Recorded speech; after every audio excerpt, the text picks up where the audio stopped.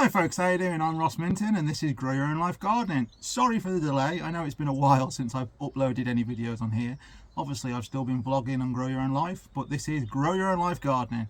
This channel should be all about gardening and nothing else. It's me growing my way with nature and having pretty good success, to be fair. I mean, I'm a no-dig, permaculture, environmentalist gardener. I play about with gardening. My ethos is throw seeds at dirt and they will grow, and 9 times out of 10 that's the truth. Anyway, today we're going to get cracking on growing some onions. So first of all, like and subscribe to this newish channel of mine and enjoy the journey. Oh yeah, so we're in the greenhouse today and we're going to grow some onion sets. All different types of onion sets. I've even got some shallot sets here, and basically all they are is baby onions. That's all you've got to see them as, is baby onions. They're nothing fancy. Somebody has already sown an onion seed for you and they've grown it till it's about that size. Then they've stopped it growing and they've put it in a bag or a net or whatever they come in. And then the idea is that you wake them up and start them growing again. It's really, really simple. Now, in a lot of cases, you just pop them straight out into the ground, into your raised beds, into your soil, into your allotment, into your flower bed, wherever you want to put it. These will happily grow into onions almost anywhere. Onions are really easy to grow, to be fair, and they're obviously a food staple, so more people should grow onions. Even if you chuck them in your flower bed in your front garden, everyone can grow onions, especially when they come in sets like this. Now this bag of, how many's in here? 500 grams of shallots. It cost me about £3. Now each one of those shallots will probably turn into what, 4 to 6 other shallots. I think that's how shallots work. So I'm going to have an absolute ruck of shallots to eat over the spring, summer, autumn, from a couple of quid. So it is well worth doing. Yes, growing from seed is cheaper, but it's a little bit more faff. But there's no reason why you can't do both. Grow some seeds, grow some sets, you'll have onions. Here we go, folks. So I've emptied out my 100 onions. Any that you've got that are already growing, you can plant them, they'll be fine.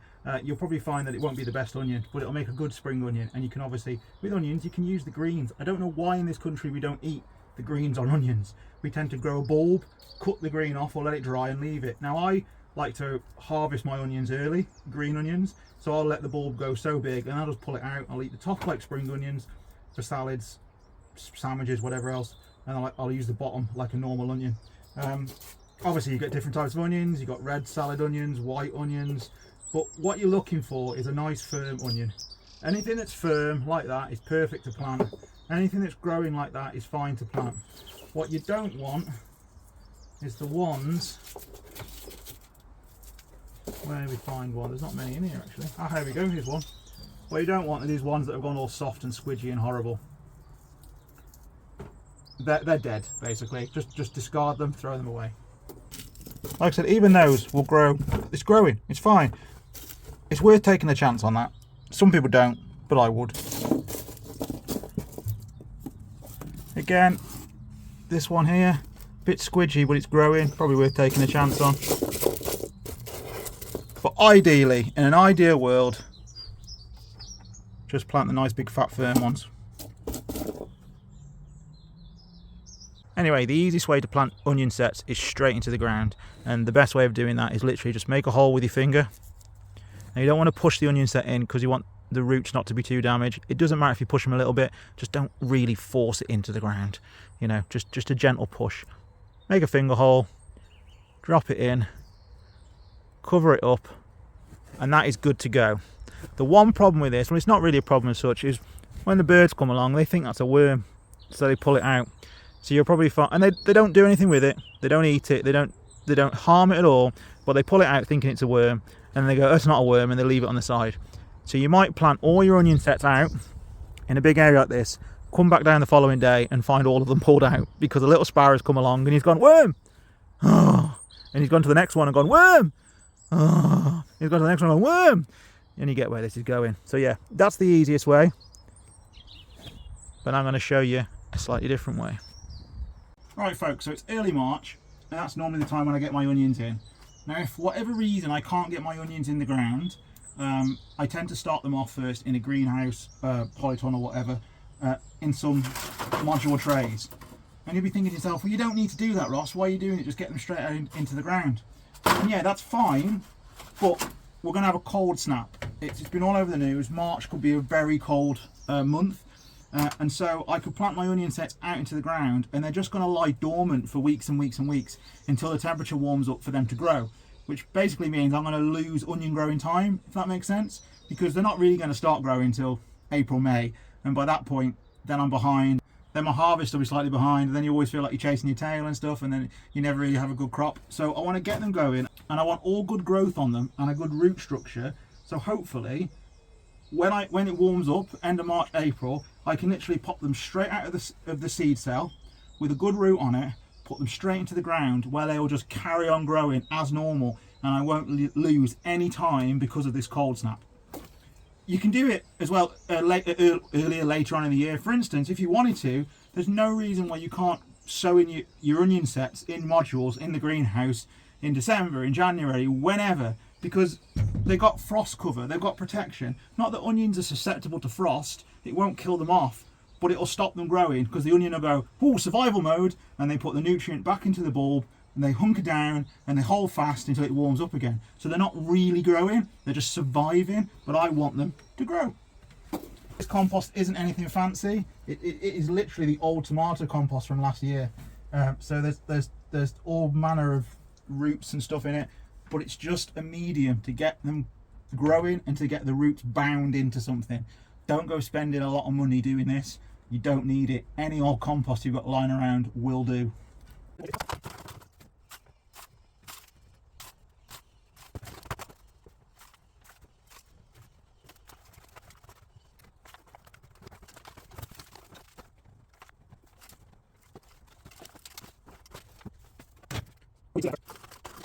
Hopefully you can see that, folks, but as you can see, they're only half filled up.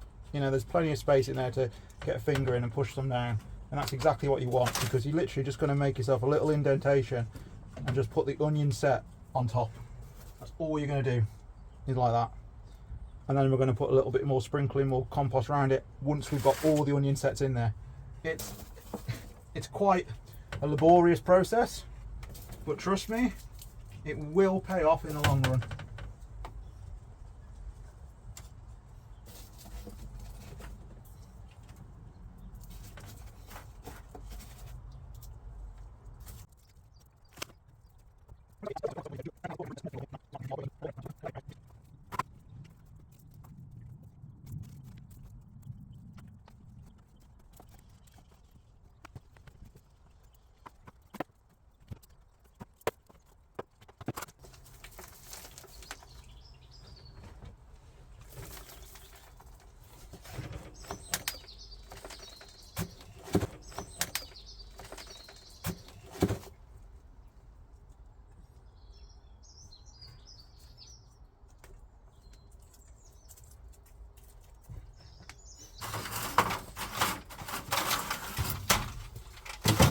That's it, folks. That's literally all you want to do.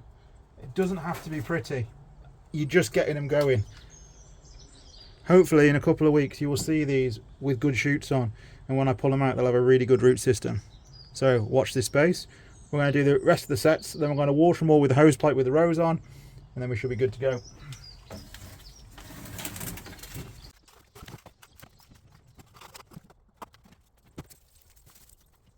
Oh, by the way, if you find any with diseases on, like that, get rid of them, because you don't want it to spread. I mean, don't worry about the rest of it, but it's not worth planting that. See, it'll just be a rubbish onion, and the chances are it'll spread to something else. You just compost it.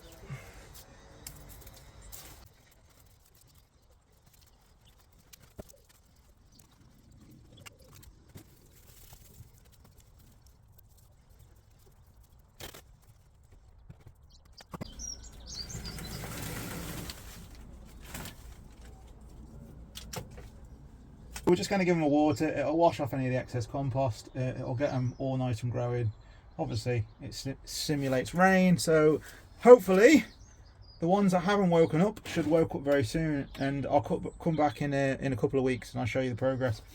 But yeah, this is a great way of getting your onions started. and I haven't got to worry about any of the cold temperatures or anything stunting their growth. As I've said, onions aren't really susceptible to frost. It won't kill them, but they do slow down growing.